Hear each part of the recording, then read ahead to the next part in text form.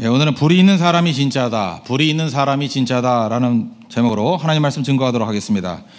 눈에 보이지 않지만 굉장히 심각한 질병이 있습니다. 무기력증입니다.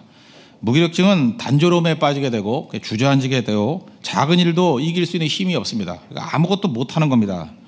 최근에 뭐 묻지마, 뭐 범죄, 묻지마, 사고 이런 것들이 많이 나타나지 않습니까? 그 이유가 사실은 이 무기력증에서 나오는 것입니다. 살 이유를 못 찾는 거예요. 사는 게 재미가 없는 겁니다. 무가치하다고 느끼는 겁니다. 지겹다는 거예요.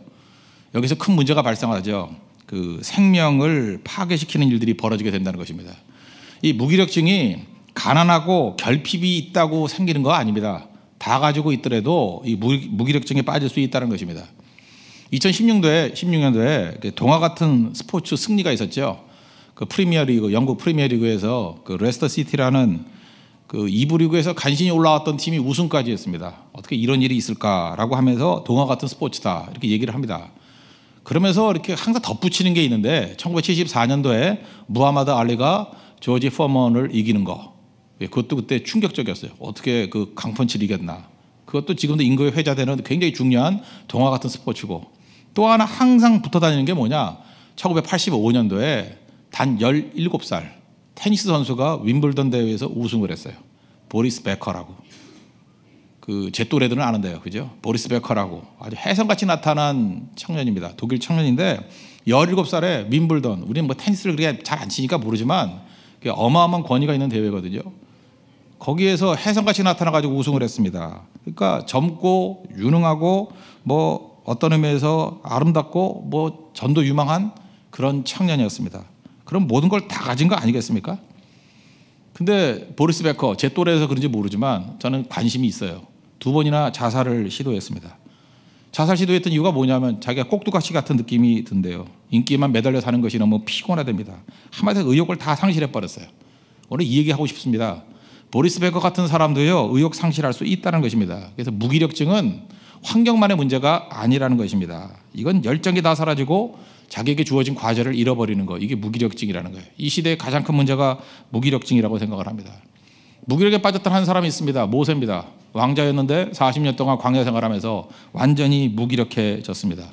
근데 오늘 본문을 보니까 활력을 찾는 장면이 나와요. 과제를 찾는 장면이 나와요. 불이 붙는 장면이 나와요.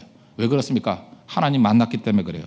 오늘 2절이 핵심인데, 여호와의 사자가 떨기나무 가운데로부터 나오는 불꽃 안에서 그에게 나타나시니라. 그가 보니 떨기나무에 불이 붙었으나 그 떨기나무가 사라지지 아니하는지라. 이 떨기나무 흔한 나무입니다. 이 사막에 많이 있는데 왜소한 나무입니다. 작고 비틀어져 있습니다. 쓸모없는 나무라는 거예요. 이 떨기나무가 상징하는 게 뭐겠습니까? 모세 자신이에요. 자기 자신의 무기력함, 그게 떨기나무라는 거예요. 흔하고 왜소한 그런 비틀어진 나무, 나다라는 거죠. 불이 붙었습니다. 그러면 타서 재가 돼야 될 거 아니에요? 되게 무기력증은 재같이 느껴지는 거거든요. 난 아무것도 없다. 근데 재가 되지 아니하고 타오르는 불꽃이 됩니다. 이게 하나님께서 만나주신 모세에게, 무기력에 빠져있는 모세에게 주시는 메시지라는 것입니다. 그 이후부터 모세는 불 붙은 사람이 됐습니다. 살아있는 사람이 됐어요. 이 불이라는 게 뭡니까? 점화시키는 거잖아요. 시작하게 만드는 거잖아요. 지난 주간에 제가 신방을 했던 그 가정이 있는데 병원이었습니다. 그 우리 교회 집사님이신데 그 홍 집사님 전공이 그 갑상선이더라고요. 그래서 갑상선이 뭡니까? 그랬더니 불 붙이는 거래요. 오늘 이 출애굽기 3장하고 똑같은 얘기예요. 불 붙이는 거래요. 우리 몸에 있는 모든 호르몬들이 있는데 호르몬들이 이게 나가도록 점화 장치래요. 불을 붙여주는 거래요. 그래서 갑상선에 이상이 있으면 호르몬이 제대로 작동이 안 되는 거예요. 불을 못 붙여주니까. 그러니까 우리 자동차 시동 걸 때 시동 거는 것 같이 갑상선이 하는 일이 뭐냐면 시동 거는 거래요. 불 붙여주는 거래요.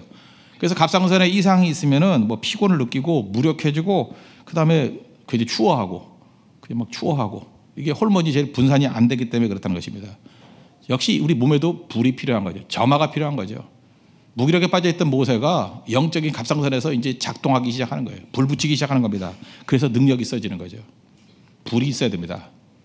종종 저에게 젊은이들이 묻습니다. 책을 읽어야 되는데 어떤 책을 읽어야 됩니까? 이렇게 얘기를 할 때 저는 한 가지 얘기를 합니다. 불이 있는 책을 읽으라고.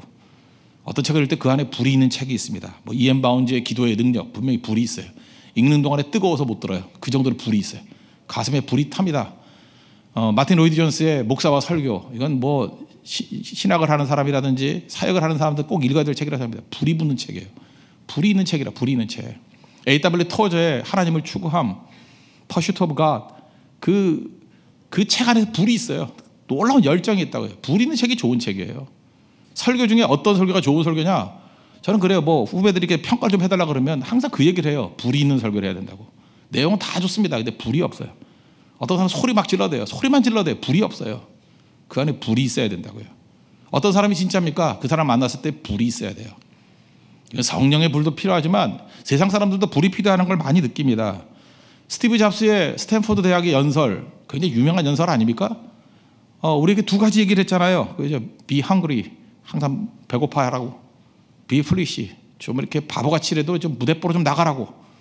그 연설을 들으면서 많은 사람이 느꼈던 게 뭐예요? 우리 환경을 탓하고 조건을 탓하고 안 된다 그랬던 모든 사람들에게 불을 확 붙였잖아요.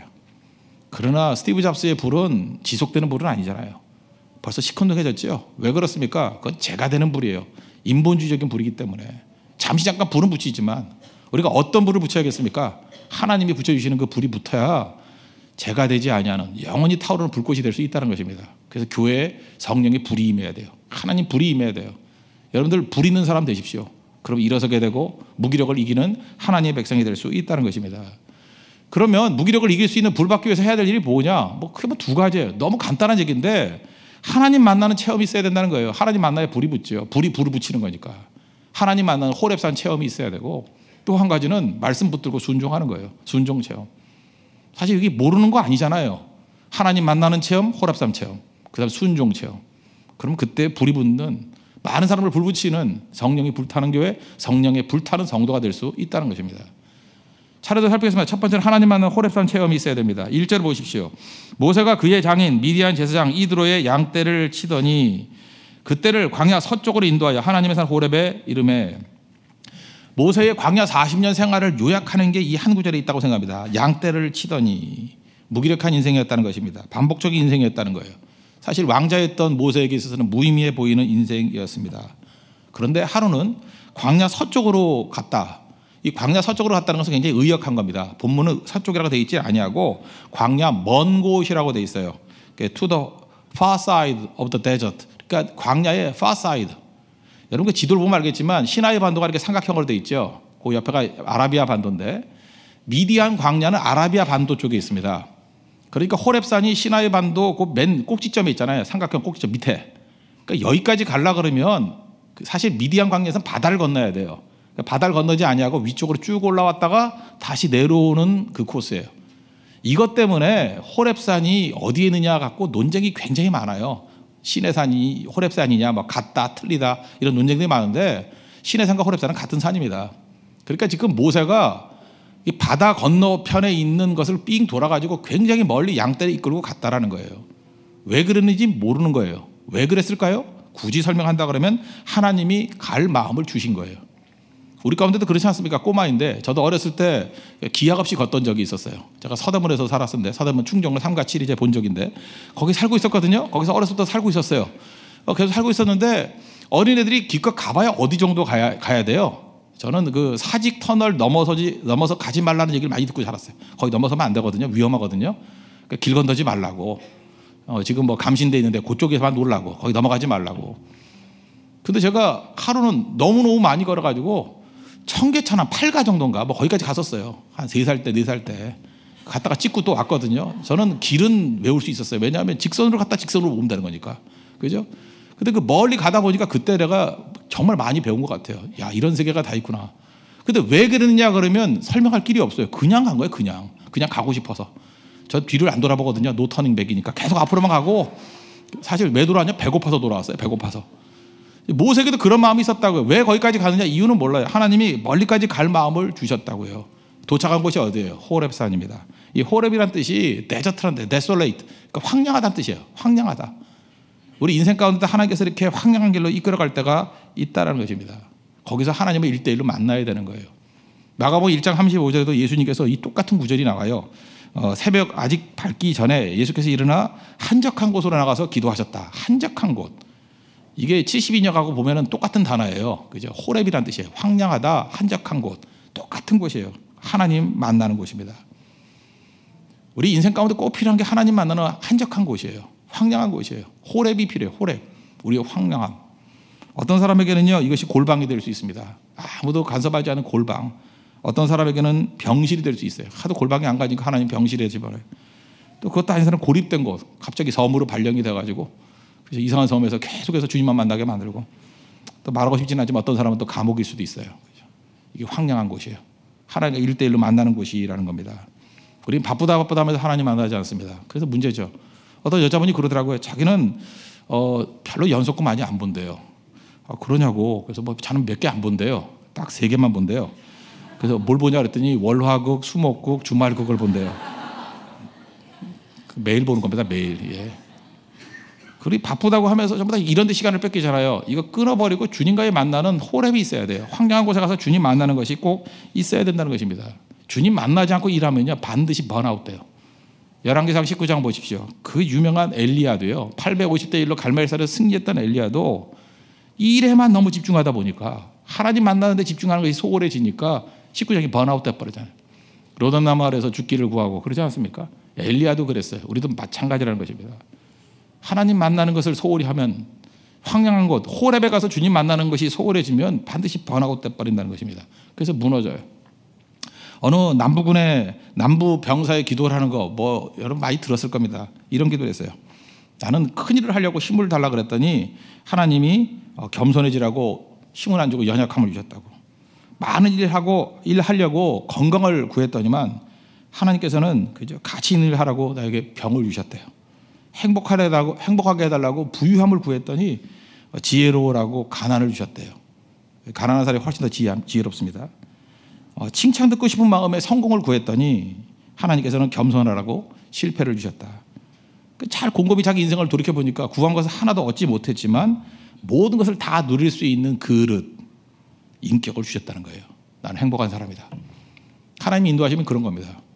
하나님께서 여러분들 반드시 좋은 그릇 만들기 위해서, 좋은 인격 만들기 위해서 호렙을 이끄십니다. 황량한 곳을 이끄셔요. 하나님 만나야만 여러분 안전합니다. 비로소 담을 수 있다라는 거예요. D.L. 무디가 그 모세 120년의 일대기를 3분류로 했죠. 그 유명한 글이에요. 처음에 왕궁에 있을 때, 광야에 있을 때, 그 다음 이스라엘 지도자가 됐을 때. 왕궁에 있을 때는 자기가 뭔가를 할 수 있는 썸바디인 줄 알았다는 거예요. 썸바디. 그죠? 내가 뭔가 할 수 있는 사람, 썸바디인 줄 알았다는 거예요. 그러다가 광야를 갔더니 자기는 아무것도 못한다라는 거예요. 내가 노바디라는 걸 깨달았대요. 나는 하찮은 존재야. 아무것도 아닌 존재야. 마지막 40년은 뭘 깨달았어요? 자기는 분명히 노바디인데, 하찮은 존재인데, 아무것도 아닌 존재인데, 전능하신 하나님의 손에 붙들게 되면 모든 것을 할 수 있는 everybody가 될 수 있다는 거. somebody, nobody, everybody. 그게 D.L. 무디가 분석한 거예요. 우리 마찬가지입니다. 우리가 깨닫는 과정이 1차는 뭔지 알아요? 내가 somebody라는 게 깨지는 거예요. 내가 nobody라는 걸 깨닫는 거예요. 나 아무것도 아닙니다. 그러나 하나님 손에 붙들려 있으면 내가 everything, 모든 걸 다 할 수 있는 everybody가 될 수 있습니다. 그게 우리 고백이 되어야 된다는 거예요. 오늘 주님 손에 붙들리십시오. 그럼 모든 것을 할 수 있는, 내게 능력 주시는 자리에서 내가 모든 것을 할 수 있느니라. 이런 하나님의 거룩한 종이 될 수 있다는 것입니다. 이게 하나님께 돌이키는 하나님의 백성들의 모습이라는 거예요. 모세는 하나님 앞에 가까이 갔습니다. 불꽃 앞에 가까이 가다가 도망치지 않았죠. 3절 보십시오. 이에 모세가 이르되 내가 돌이켜 가서 이 큰 광경을 보리라. 돌이켜 가서, 이게 뭐예요? 도망치지 않았다는 거예요. 다가섰다는 것입니다. 더 가까이 갔다는 거예요. 우리가 하나님의 은혜를 받으려고 할 때 많은 사람들이 도망을 쳐요. 겁을 먹고. 더 가까이 가야 되는 거예요. 더 가까이. 그래서 은혜의 더 깊은 내용들을 사모해야 될 줄 알아야 된다는 거예요. 은혜 조금 받고 도망치지 마십시오. 너무 작은 거에 만족하지 말고 더 깊이 나갈 줄 알아야 된다는 거예요. 주님의 불이 붙으면 우리 인생이 달라집니다. 그 이전과 이후가 달라져요. D.L. 무디 한 가지만 말씀 더 드릴게요. D.L. 무디가 원래 이게 구두 수송공 출신 아닙니까? 처음부터 사역이 그렇게 엄청난 사역이 됐던 게 아니에요. 그냥 로컬에서 그냥 잔잔하게 말씀 증거하던 그런 소박한 목회자였다는 것입니다. D.L. 무디 인생이 바뀐 게 뭐냐면 1871년이에요. 1871년 6월 달에 어떤 일이 벌어졌느냐, 예배 인도를 하고 있는데요. 제가 이름은 잊어버렸어요. 그 2명의 어떤 여자분이 있어요. 뭐 하나가 세라 뭐뭐였고, 세라 쿡인 것 같고, 하나는 또 한 사람은 이름이 길어서 잊어버렸어요. 세라 쿡이에요. 세라 쿡하고 또 하나의 2자매가 기도를 하고 있는 거예요. 너무 간절하게 기도해서 가서 물어봤어요. 조그만 교일 때 얘기입니다. 뭐 하고 있냐고, 뭘 기도하냐고. 그랬더니 목사님의 성령 충만을 위해서 기도합니다. 성령의 불이 임하도록 기도하고 있습니다. 되게 이런 얘기를 들으면 목사가 기분 나빠합니다. 그럼 내가 불이 없단 말이냐, 뭐 이런 식으로, 그죠? 그래서 목사한테 뭐 기도의 능력 이런 거 선물해주면 되게 기분 나빠요. 내가 기도 안 한다는 뜻이냐, 뭐 이런 식으로. 그럴 수도 있어요, 사실은. 그런데 무디는 그렇지 않았다라는 거예요. 기분 나쁠 수도 있는데 거기서 겸손하게 계속 기도해 달라고, 계속 나를 위해서 기도해 달라고. 이 자매의 기도, 두 자매가 계속해서 그냥 생명 걸고 기도한 거예요. D.L. 무디의 성령의 불 붙게 해달라고, 성령의 기름 부음을 달라고. 이때 이후에 그의 사역이 완전히 바뀌어버린 거예요. 그죠? 오순절 사건이에요. 이 D.L. 무디의 오순절 사건이에요. 두 자매의 기도. 그때 이후부터 사역이 이제는 뭐 글로벌할 정도가 아니라 그냥 한 시대를 뒤엎는 능력의 사역이 되더라는 것입니다. 불이 필요한 거예요. 무디에게도 불이 필요합니다. 크리스엘 목사님 얘기를 했죠. 이 40년 전에 우리 당대에 굉장히 그 영향을 미쳤던 목사님이 샌프란시스코 집회가 있었다니까요. 근데 캘리포니아 침례 대학 다니던, 지금 미국의 그 코로나 옆에 있는 그 리버사이드 지역에 학교가 있어요. 거기 다니던 한 청년이 차 타고 350마일 차 몰고 들어가서 거기서 목사님 설교를 들었어요. 끝나고 나올 때 악수를 하는데 갑자기 크리스엘 목사님 마음 가운데 이 청년을 위해서 기도해 줘야 될 마음이 생겼어요. 그래서 성령의 갑자기 영감을 주십시오. 자기가 섬기고 있는 달라스 침례교회보다 2배나 더 부흥하는 교회가 되게 해주십시오. 시대를 움직이는 능력을 주시고 갑절의 영감을 주십시오. 그때 불 받은 거예요. 그 청년이 리그 워렌이에요. 리그 워렌.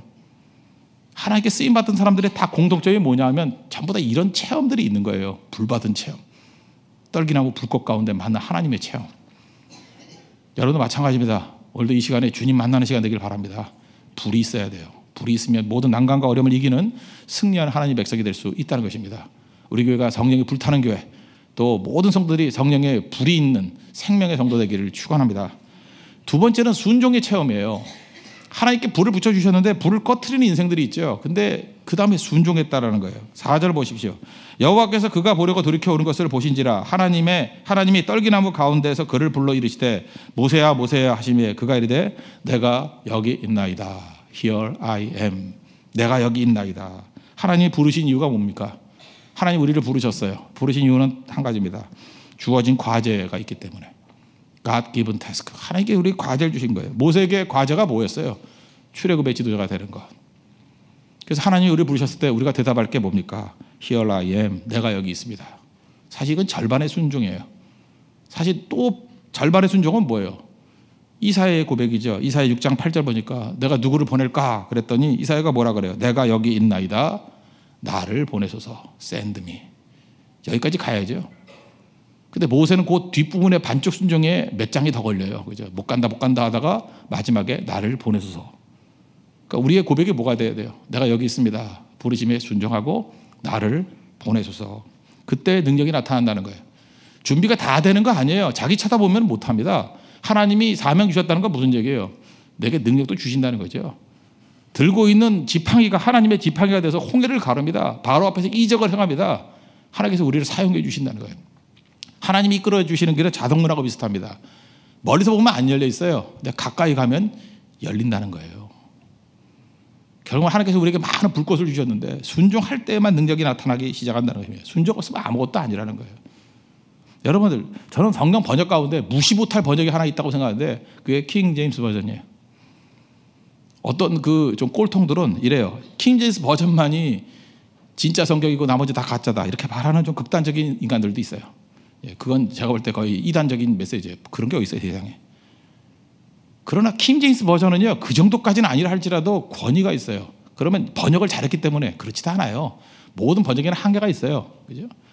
제가 볼 때 뭐 NLT 같은 성경이 더 번역이 잘 돼 있는 것 같아요. 제가 미약한 이 지식을 가지고 보건데 번역의 수준으로 놓고 볼 때는 그럼 킹 제임스 버전이 최고의 번역 수준도 아니고 뭐 무오한 번역도 아니고 그럼에도 불구하고 킹 제임스 버전이 강력한 이유가 뭔지 아십니까? 킹 제임스 버전이 번역될 당시에 교회와 성도들이 그 말씀 앞에 가장 큰 순종이 있었어요. 순종하는 백성들이 인용하는 성경이 다 킹 제임스 버전이었어요. 번역이 잘 된 거 아니에요. 그 말씀을 붙들고 살았던 성도들의 순종의 삶이 너무 위대한 거예요.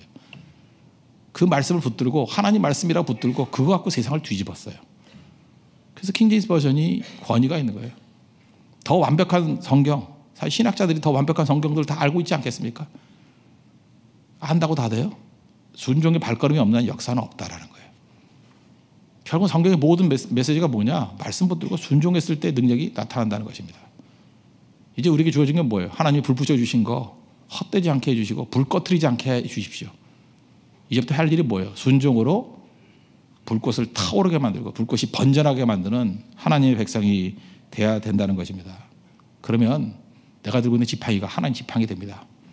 나를 통해서 홍해가 갈라지는 기적을 맛보게 된다는 거예요. 장기래 박사 한번 소개하겠습니다. 이분 사실 미약한 분이에요. 사실 개인적으로는 개인인데 사실 복음병원이라고 그러는 고신 의료원 그것도 세운 분이고 지금도 많은 기독 의사들의 표상이 되지 않습니까? 따라가는 사람들. 경선 의전이니까 지금 뭐 서울로 되겠죠. 거기 수석 졸업했어요. 평양에서 김일성 주치의했습니다. 김일성 주치의 아시겠어요? 김일성 만났던 얘기도 하고 그래요 맨날. 일사후퇴 때 그 자녀 중에 둘째 아들만 데리고 나왔어요. 5남매하고 아내는 북한에 두고 내려왔어요. 왜? 잠깐 내려오는 줄 알고. 우리 그런 이상가족 되게 많잖아요.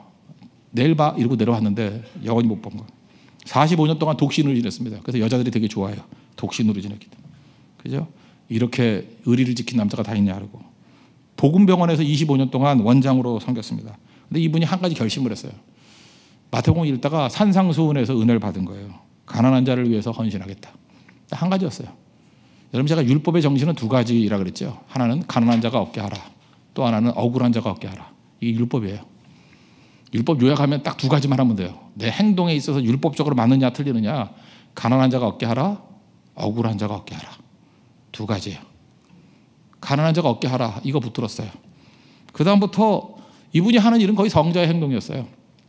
병원에 수술비가 없다 그러면 그냥 자기 돈으로 메꿔주고 그냥 보내고 그러다 보니까 병원 망하겠거든요. 그래서 주변에 있는 사람들이 행정에 손대라고 절대 행정에 손대지 말라고 그랬더니 그래도 가난한 사람들 있잖아요. 옛날에 얼마나 가난한 사람이 많았습니까? 그러니까 이 장기려 박사는 병원 문을 밤중에 몰래 의사니까 문 열 수 있잖아요. 몰래 열어가지고 도망치게 만들어야 돼. 도망가라고. 그죠? 뭐 이런 의사가 다 있어요. 그죠? 이랬다는 거예요.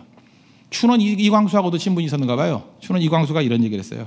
장기래 박사 저 사람은 바보든지 성자든지. 그때부터 바보란 말이 이제 나오기 시작했어요. 저 사람 분명히 바보 아니면 성자라고. 그래서 많은 사람들이 이런 위대한 바보가 되기를 길을 따라가잖아요. 1985년도에 이산 가족이 처음으로 그 북한에 갈 일이 있었어요. 그 사회 또 저명 인사고 하니까 정부에서 연락이 왔대요. 북한 가서 가족 만나라고. 안 간다 그랬어요. 나만 특혜 받을 수 없다고. 95년도에 돌아가셨는데 돌아가시기 전에 사람들이 물었습니다. 가족도 보고 싶지 않냐고. 그랬더니 장기래 박사 이렇게 얘기합니다. 이 땅에서 잠깐 본다고 무슨 유익이 있겠냐고. 천국 가면 영원히 볼 건데. 천국에서 볼 거라고. 그리고 소천하셨습니다. 남긴 거 아무것도 없어요. 제가 고신의료원에서 7년 동안 제가 그 부흥을 했거든요. 의사들을 놓고 그렇게 부흥을 했거든요. 그 숙소를 어디서 썼냐 하면은 고신의료원 그 꼭대기 옥탑방이 하나 있어요. 마지막 올라갈 때 이렇게 계단으로 올라가야 돼요. 옥탑방. 그 자리가 장기래 박사가 쓰던 방이에요. 돌아가시고 난 다음에 하나도 손 안 댔어요. 이는 그대로 있어요. 제가 거기서 7년 내내 거기서 잠을 잤어요. 장기래 박사가 누워 자던 침대에서 저도 자고 서재도 그대로 그 서재에서 설교 준비하고 거기 보니까 함석헌 씨하고 칠했는가 봐요. 찍은 사진도 있고 제가 책도 다 뒤져봤어요. 다 뒤져봐서 줄근데도 몇 개 찍어 오고 막 이랬어요. 그때 이분 보면서 제가 느꼈던 게 그거예요. 많은 믿는 의사들의 귀감이 되잖아요. 그죠? 그래서 뭐 그 청년 바보 의사 안수현 기억나시죠? 여기서 왜 바보 의사란 말을 썼는지 아십니까? 이 바보 의사가 장기래 박사예요. 춘원 이광수가 했던 얘기예요. 저 사람 바보 의사 아니면 성자 의사라고. 그래서 많은 사람이 바보 의사 되기를 원한 거예요. 바보의 능력. 한 사람의 순종의 발걸음이 얼마나 많은 사람들에게 불꽃을 튀기게 만들고 헌신하게 만들어 갔습니까? 이게 우리에게 필요하다는 거예요. 이 시대에 불 있는 사람이 필요합니다. 교회에 불이 다 꺼져 있어요. 하나님 만났을 때만 불이 붙습니다. 그리고 순종의 발걸음을 할 때 불꽃이 타오르기 시작할 것이고 많은 사람에게 퍼지기 시작할 것입니다. 그런 성령의 불타오르는 성도와 교회들의 축복이 임하기를 기원합니다. 다 같이 기도하겠습니다. 이 시간에 다 같이 하나님 앞에 이런 헌신이 있도록 해달라고 다 같이 한 목소리 기도하도록 하겠습니다.